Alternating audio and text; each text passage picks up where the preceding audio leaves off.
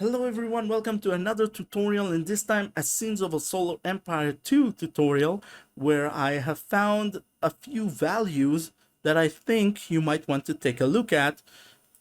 Most of these, when I will show you, most of the mods that I've seen are out of date, so I'll be showing you how to change these values in the latest version of Sins of a Solar Empire 2. What I did is I took an old mod folder and I replaced the old files with the new player files. You have 6 of these because each of these files basically governs, it holds basically everything that makes up a faction in Sins of a Solar Empire 2. So these are the files that we want to take a look in. Also do note that just like in the last video, everything you change in one of them, you have to also change in the other 5 so that it will all equal and no one faction will be powerful or more powerful than the others. Let's go into Vasari Rebel. Find what I want to show you. The first thing I want to show you is unit limit. And by the way, these player files they can be changed with a simple notepad. As you can see, I'm using a simple notepad. It's really no issue. Find unit limit, and there you can see in the unit limits category you have 4 limits for titans, star bases within a star system, star bases within a planet, and a super weapon within a planet. You can actually change this value, so maybe let's change it to 0, and no faction will be able to build a super weapon. You can change these values to whatever you want, let's say 15 titans and 20 star bases, whatever you want. I am using a mod that actually allows star bases to move not only within a gravity well, but also between planets, so I can actually use star bases offensively. Okay, so this is why I changed this value, but again, you can change it to whatever you want. This is how you can enjoy that luxury of having more than one titan, or basically just deciding for yourself how many titans you want to have for every faction in the game without using old and outdated mods. The next thing I want to show you is, I'm going to retrace my steps back to where we were in the last video. Max supply, and you can see this is the research subject tech tree, so you can actually add new text to the tech tree if you know what you're doing. Not going to touch on the max supply here, I did that in the last video, but right after it is the unit supply, or the unit starting experience. Sorry. In the unit starting experience, what it does is there are 2 technologies that you can research in the military tech tree that give experience to capital ships. The idea is that in the mid to late game, capital ships might die, and because you have no mobs in the surrounding area for them to gain XP from, you have to basically put them in danger in actual combat against other players. So capital ships might die, and they might die very fast. So what these 2 technologies do is they give experience to each capital ships you produce. So say if this value is 200, then it means every capital ship you produce, if you research this technology, every capital ship you produce will come in level 2 instead of level 1. I changed this to 500. You can change it to whatever you want. The second technology does exactly the same, but adds even more XP.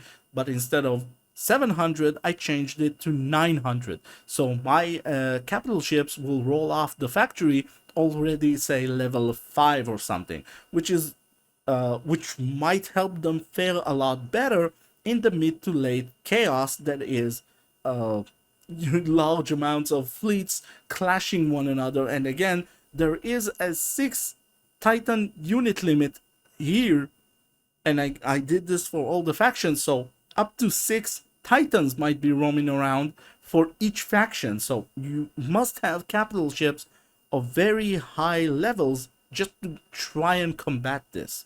So again, this is something that you can add for yourself. You can change the value to whatever you want. It is up to you. Moving on, the last thing I want to show you is the max civilian. I'm going to roll back up and find the max civilian. Now, there is a category called planet types. In it, there is an asteroid, ice asteroid, sorry, and hive asteroid, sorry. So what I want to show you is that in the logistics section, there are three lines, or the three entries. First entry is basically logistic level 0. In logistic level 0, you have 0 civilian structure slots. In the first logistics level, you have 3 civilian structure slots. And in the second one, which is the highest for an asteroid, you can have up to 5 civilian structure slots. Thing is about this is that in this game, in Sins of a Solar Empire 2, for whatever reason, metal and crystal extractors take up a civilian structure slot.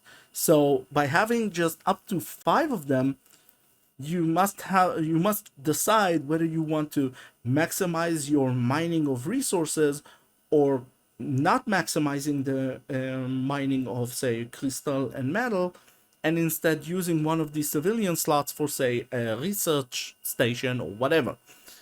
Here, I'm doing a workaround because I have yet to find where it says that a metal or crystal extractor must take up a civilian structure slot. I have yet to find that value.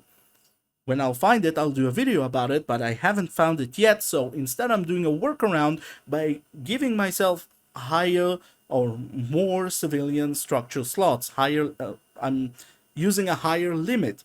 This means that I'll be able to both maximize the metal and crystal extractors, up to 5 of them, and still have 2 civilian slots open for whatever I want, like, say, a military research station or a cultural influence center, whatever.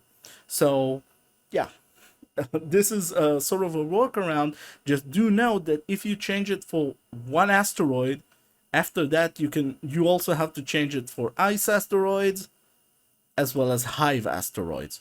Anything else you do not need, but asteroids themselves, it's really annoying, like that you have to choose either between maximum resources or not maximum resources, but then using some of it to something else. So now you don't have to. Just again, remember, whatever you change in one of these, you have to change in one of these files, you have to change in all of them. Okay? So again, that it'll be equal and not one faction will have any sort of advantage over the others.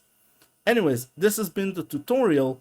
Tell me in the comments below if you want me to take a look at any other thing that might annoy you in this game, because the game, while highly moddable, it also is very constrictive in many areas, and it's kind of annoying. So again, if there is something that annoys you specifically in this game, tell me in the comments, like and subscribe if you haven't, and I will see you in future videos.